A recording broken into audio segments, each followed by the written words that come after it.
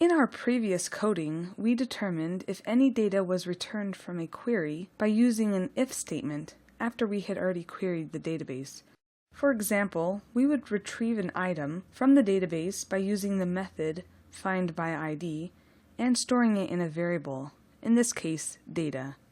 Then we would check to see if that data variable was set, and if it wasn't, then we would throw an exception.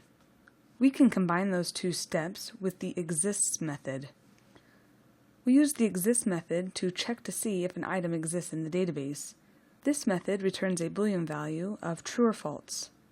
The method also takes an optional single parameter, which is the ID of the item you're trying to look up. For example, we would use this, the model name, and then exists method, and then pass in the ID as the parameter. Another example of its use would be to set the model name ID first with the ID of the item you are looking up in the database, and then call the exists method with no parameter being passed. Since you have already specified the ID in the model you are looking up, the exists method will use that ID when checking the database. For example, we would type this, our model name, and then the ID variable, and set it to the ID that we are trying to find in the database. Then we would run the exists method by this model name exists, not passing in any parameter. On occasion, you will need to remove an item from the database. In that case, we use the delete method.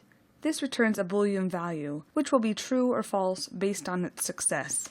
The delete method takes one optional parameter, which is the ID of the item you are trying to remove from the database. For example, we would use this, the model name, and then the delete method with the ID being passed as the parameter.